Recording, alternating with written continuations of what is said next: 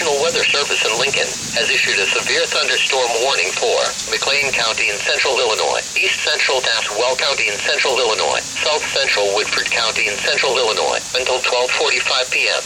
At 11:45 a.m., National Weather Service meteorologists detected a line of severe thunderstorms capable of producing quarter-size hail and damaging winds in excess of 60 miles per hour. These storms were located along the line extending from Carlock to Mackinac and moving east at 40 miles per hour.